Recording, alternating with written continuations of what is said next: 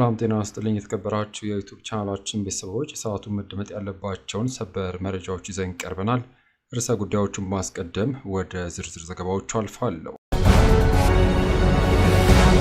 የፓርላማ አመጽ የሶማሊያ መሪ ከፍተኛ ተቃውሞ ገጥሞታል። ዝርዝሩን በመረጃችን ይዘነዋል። በሌላ መረጃ በመጨረሻ የአዲስ አበባ ገቢዎች ባለስልጣን ኢፍትሐዊ የግብር ህግ ማውጣቱ ተገልጿል። አዲስ የወጣው ህግ ለንብረት ባለቤቶች ትልቅ እፎይታ እንደሆነም ተነግሯል። ዝርዝሩን ይዘናል።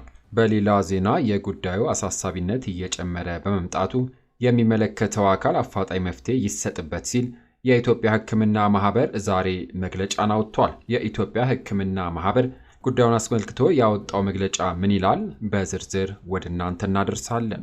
በሌላ ዜና ኤርትራ በኢትዮጵያ ላይ የሚፈጸመውን ወታደራዊ ጥቃት አስተባበለች። ይህን ተከትሎ ኤርትራ ለዩኤስ ሴኔት ችሎት ምላሽ መስጠቷ ተገልጿል። ዝርዝሩ ተዘጋጅቷል። ክቡራን አድማጮች እጅግ መደመጥ ያለበት መረጃ ሳልፍ የስልክ ሱስ ጉዳት ዶክተሮች ተደናግጧል። የስልክ ሱስ የአንገት መበላሸትን እንደሚያስከትልም ይፋ አድርገዋል። ከጥንቃቄ ትኩረት ከሚሰጠው መረጃ በዜና ዘገባችን አካተነዋል፣ ታደምጣላችሁ። ለቻናሉ አዲስ የሆናችሁ ሰብስክራይብ በማስከተል የደውል ምልክቷን በመጫን ቪዲዮን ላይክ በማድረግ በቆይታችን እስከ ቪዲዮ ፍጻሜ አብራችሁኝ እንድትቆዩ በመጋበዝ በቀጥታ ወደ መረጃዎቹ አልፋለሁ። አብረን እንከታተለው። 103 የሶማሊያ ፓርላማ አባላት ፕሬዝዳንት መሐመድ ስልጣን እንዲለቁ ጠየቁ። እነዚህ የፓርላማ አባላት ፕሬዝዳንት ሐሰን ሼክ መሐመድ ሕገ መንግስቱን በመጣሳቸው ስልጣንን አላግባብ በመጠቀማቸውና አገሪቱን በአግባቡ መምራት ባለመቻላቸው በሚሉ ምክንያቶች ስልጣናቸውን በፈቃዳቸው እንዲለቁ መጠየቃቸው ሂራን ኒውስ ዘግቧል። ይሁንና የፓርላማ አባላቱ ይህንን ጥያቄ ከማቅረባቸው ቀደም ብሎ የቀድሞ ፕሬዝዳንቶች ማለትም ሻሪፍ ሼክ መሐመድ እና አብዱላሂ ፎማጂን ጨምሮ አንጋፋ ፖለቲከኞች ተመሳሳይ ጥያቄ ማቅረባቸውን አስረድተዋል። በመሆኑም ፕሬዝዳንት መሐመድ እስካሁን በዚህ ጥያቄ ላይ የሰጡት መልስ እንደሌለም ተገልጿል። በሌላ ዜና ኤርትራ ሰራዊቷን ክተት እንዳላወጀችና በኢትዮጵያ ላይ የወታደራዊ ትንኮሳ ድርጊቶችን እንዳልፈጸመች በመግለጽ አሜሪካ በሚገኘው ኤምባሲዋ በኩል ባወጣችው መግለጫ አስተባብላለች። ይሁንና ይልቁንም በቀጠናው ውጥረት ያሰፈነው ኢትዮጵያ በዲፕሎማሲያዊ ወይም በወታደራዊ ኃይል ወደብ ማግኘት አለብኝ በማለት የከፈተችው ዘመቻ ነው በማለትም ኤርትራ ከሳለች። በመሆኑም ኤርትራ ይህንን ያለችው የአሜሪካ የሕግ መወሰኛ ምክር ቤት ቋሚ ኮሚቴ ሰሞኑን በአፍሪካ ቀንድ ወቅታዊ ሁኔታ ዙሪያ ላካሄደው የስሚ መድረክ በሰጠችው ምላሽም ነው። ቋሚ ኮሚቴው በኤርትራ ላይ ያልተረጋገጡ ውንጀላዎችን አቅርቧል በማለት የከሰሰው መግለጫው ለቋሚ ኮሚቴው አስረጂ ሆነው የቀረቡ ባለሙያዎች ለውጥረቱ ምንጭ የኤርትራ ወታደሮች የትግራይ ግዛቶችን ተቆጣጥረው መቀጠላቸውን ነው ማለታቸውም አጣጥሏል። ሴናተር ክሪስ ቫን ሆለን በመድረኩ ላይ በኢትዮጵያ ኤርትራ መካከል ያለው ውጥረት ሊፈነዳ ተቃርቧል በማለት መናገራቸውን ኤርትራ ጠቅሳለች። በሌላ መረጃ የጉዳዩ አሳሳቢነት እየጨመረ በመምጣቱ የሚመለከተው አካል አፋጣኝ መፍትሄ ይሰጥበት ሲል የኢትዮጵያ ሕክምና ማህበር ዛሬ መግለጫን አውጥቷል። በዚህ መግለጫው በአሁኑ ሰዓት በተወሰኑ የጤና ተቋማት በከፊል የጤና አገልግሎት እየተስተጓጎለ መሆኑንም እንደሰማ ገልጿል። በመሆኑም ማህበሩ ትኩረት ይሻሉ ያላቸውን ጉዳዮች በመዘርዘር የሚመለከተው አካል ትኩረት እንዲሰጥበትም ጥሪን አቅርቧል። ሐኪሞች በሚያነሷቸው ጥያቄዎች ማለትም የደሞዝ ማነስ፣ የጥቅማ ጥቅም፣ የሥራ ቦታ ደህንነት እንደ ኢትዮጵያ ሕክምና ማህበር ተገቢ መሆኑን እንደሚቀበልና ለረጅም ጊዜያት ለሚመለከተው ባለድርሻ አካል ጉዳዩን ሲያቀርብና ሲሰራበት እንደቆየም ገልጿል። በአሁኑ ሰዓት ግን የጉዳዩ አሳሳቢነት እየጨመረ በመምጣቱ የሚመለከተው አካል አፋጣኝ መፍትሄ እንዲሰጥበትም ጥሪ አቅርቧል። አሁን ያለው ሁኔታ ማለትም የጤና አገልግሎቱ እንዲሁም የመማር ማስተማሩ ሂደት በምንም አይነት ደረጃ ቢሆን መስተጓጎል ማህበረሰቡ የጤና ባለሙያን እንዲሁም የጤና ስርዓቱን እጅግ ሊጎዳ የሚችል በመሆኑ ይህ ጉዳይ ወደ ተባባሰ ደረጃ ከመድረሱም በፊት የጤና ሚኒስቴርና የሚመለከታቸው ባለድርሻ አካላት ከባለሙያዎች ጋር በመሆን አፋጣኝ የሆነ ሀገራዊ ውይይት በየደረጃው እንዲያካሂዱና ችግሮች በውይይት እንዲፈቱ እንዲደረግ ማህበሩ ጥሪ አቅርቧል። ሐኪሞች እንዲሁም የጤና ባለሙያዎች አሁን ካለው ሁኔታ ጋር ተያይዞ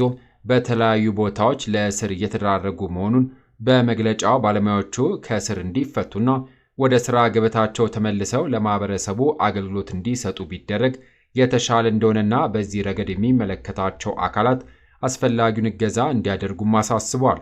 ማህበሩ ችግሮችን ለመፍታትና መፍትሄ ለመስጠት ከጤና ሚኒስቴርም ሆነ ባለድርሻ አካላት በሚያደርጓቸው ጥረቶች አብሮ ለመስራትና ትብብርን አጠናክሮ ለመቀጠል የመፍትሄው አካል ለመሆን ፈቃደኛና ዝግጁ እንደሆነም አሳውቋል። ኢትዮጵያ ሕክምና ማህበር በሀገሪቱ ሐኪሞች እንዲሁም የጤና ባለሙያዎች የሚነሱ ጥያቄዎችን አስመልክቶ ለጉዳዩ ትኩረት በመስጠት የተለያዩ የሙያ ማህበራትና ስፔሻሊቲ ሶሳይቲዎችን በማስተባበር ውይይት በማድረግ እንዲሁም ሙያ ማህበራቱ ከጤና ሚኒስቴር ጋር ተከታታይ ውይይቶች እንዲደረጉ በማመቻቸት ጉዳዩ ትኩረት እንዲሰጠውና አስቸኳይ መፍትሄ እንዲቀመጥ ጥረት ሲያደርግ እንደቆየም አስታውሷል። በሌላ መረጃ ለንብረት ስም ዝውውር የታክስ ዕዳ ክሊራንስ ማስረጃ እንዲያቀርቡ የሚያስገድደው አሰራር ተሻረ። የአዲስ አበባ ገቢዎች ቢሮ ከታክስ ባለዕዳዎች የመንግስት ታክስ በአግባቡ ለመሰብሰብ እንዲቻል ከስም ዝውውር በፊት የታክስ ዕዳ ክሊራንስ ማስረጃ ማቅረብ የሚያስገድደውን አሰራር መዘርጋቱ ይታወቃል። ይሁንና በዚህ አሰራር ማንኛውም ግለሰብ ኮድ 2 ተሽከርካሪ ወይም ደግሞ ለመኖሪያ፣ ለቅይጥና ለድርጅት አገልግሎቶች የሚጠቀምበት ወይም ያልተጠናቀቀ ቤት በሽያጭ ወይም በማንኛውም መንገድ የስም ዝውውር ከማከናወኑ በፊት የታክስ ዕዳ ነፃ ክሊራንስ እንዲያቀርብ እንዲጠይቅ ለሚመለከታቸው ተቋማት ደብዳቤ በመጻፍም አሳውቋል። ይሁንና ይህ አሰራር የታክስ ዕዳ የሌለባቸው ግብር ከፋዮችና የንግድ ሥራ ላይ ላልተሰማሩ የከተማ ነዋሪዎች ላይ አላስፈላጊ እንግልት በመፍጠር የመልካም አስተዳደር ችግር መፍጠሩን በማረጋገጥ እንዲታረምም ወስኛለሁም ብሏል። በዚህም ቢሮ ችግሩን በቴክኖሎጂ በመደገፍ ለመቅረፍ የስም ዝውውር ከሚያከናውኑ ተቋማት ጋር በጋራ ኃላፊነት ለመስራትና በቴክኖሎጂ በመተሳሰር የታክስ ዕዳ ያለባቸው ግለሰቦች በስም ዝርዝር በመላክ የጣራ የስም ዝውውሩ እንዲፈጸም የሚያስችል ሲስተም ለመዘርጋት እየሰራ ነው ሲልም ገልጿል። በመሆኑም ቢሮ ተሽከርካሪ ወይም ቤት የሚሸጡ ግለሰቦች ከታክስ ዕዳ ነፃ መሆናቸውን የመሬት ልማትና አስተዳደር ቢሮ፣ የመሬት ይዞታ ምዝገባ መረጃ ኤጀንሲ እንዲሁም የአሽከርካሪና ተሽከርካሪ ፈቃድ ቁጥጥር ባለስልጣን በቴክኖሎጂ በመታገዝ አጣርተው የስም ዝውውር መፈጸም እስኪጀምሩ ድረስ ቀደም ሲል በቢሮ የተጻፉ ደብዳቤዎች የተሻሩ በመሆኑ ተቋማቱ በነበሩ የስም ዝውውር አሰራራቸው አገልግሎት እንዲሰጡ ማሳወቁን ገልጿል። ክቡራን አድማጮች፣ እጅግ መደመጥ ያለበት ከጥንቃቄ መረጃ ወደ እናንተ ላድርስ። የስልክ ሱስና መዘዙ ጉዳዩ እንዲህ ነው። የ25 ዓመቱ ጃፓናዊ አብዛኛው ጊዜ ስልኩ ላይ አቀርቅሮ የመዋል ልምድ ያለው ሲሆን አንድ ቀን በድንገት አንገቱን መልሶ ቀና ማድረግ ያቅተዋል። ታዲያ ወጣቱ እንደዚህ ከመሆኑ በፊት ከባድ የሆነ የአንገት ህመምን ሲያስተናግድም ቆይቷል። አልፎ አልፎ ምግብ መዋጥን እስከሚያቅተው ድረስ ህመም የነበረው በዚህም ምክንያት የሰውነት ክብደቱ በፍጥነት ሊቀንስም ችሏል። ይሁንና በሽታው ከብዙ ሺህ ሰዎች በአንድ ሰው ላይ የሚፈጠር ሲሆን የሕክምና ሳይንሱ እንደሚለው ከሆነ ጭንቅላት ታጥፎ ለሰዓታት ከቆየ ለረጅም ጊዜ እንደዛ ሆኖ ሊቀር የሚችልበት እድልም አለ ይላል። የታማሚ በልጅነቱ ንቁና ፈጣን የሚባል ነበር። ነገር ግን እድሜው ከፍ እያለ ሲመጣና አስራ ቤቶች ውስጥ ሲገባ በትምህርት ቤት ውስጥ ከጓደኞቹ በሚደርስበት ተጽዕኖ ምክንያት ትምህርቱን በማቆም ቤት ውስጥ መዋልም ይጀምራል። ይህ ጊዜ ነበር ብቻውን መሆንና ረጅም ሰዓትን ስልኩ ላይ አቀርቅሮ እየተጫወተ ማሳለፍ የጀመረው። ይህም በጊዜ ሂደት አንገቱ ከጀርባ የመታጠፍ ምልክት እንዲያሳይም ያደርገዋል። የሕክምና ውጤቱ ሲተነተን አንገቱ ጋር ያለው የአከርካሪው አጥንት የመጣጣምና ቦታውን መሳት ታይቶበታልም ተብሏል። ሐኪሞችም ይህንን ባዩ ጊዜ ሊያቃኑለት በሞከሩ ሰዓት ይበልጥ ህመም ስለተሰማው የተጣመመውን የአከርካሪ አጥንት ቆርጦ በማውጣት ብረት በማስገባት አቋሙን ለማስተካከል ሞክረዋል። ይህ ከባድና ውስብስብ ሕክምና ከተደረገለት ከ6 ወር በኋላ አንገቱን በድጋሜ ቀና ማድረግ ችሏል። አቋሙም የተስተካከለ ሆኗል። ሐኪሞችም ይህ የስልክ አጠቃቀም በተለይም ደግሞ በሕፃናት ላይ ምንም አይነት ከባድ ጉዳት ሊያደርስ እንደሚችል የዚህ ወጣት ታሪክ ማሳያ ነው ሲሉ መናገራቸውን ኦዲስ ሴንትራል ዘግቧል። ክቡራን አድማጮች፣ እኛም ከእንደዚህ አይነት አደጋ ከመጋለጣችን በፊት በስልካችን ላይ የምናደርገውን የቆይታና የማያ ጊዜ ብንመጥንለት ማለትን እንወዳለን። ክቡራን አድማጮች ከሀገር ውስጥ ከውጪ ለሰዓቱ ብታደምጧቸው ብለን የመራርንላችሁ ዘገባዎች እነዚህን ይመስሉ ነበረ።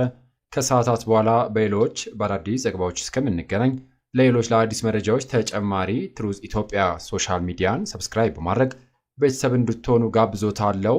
በያለንበት የዓለም ዳርቻ ቸር እንቆይ።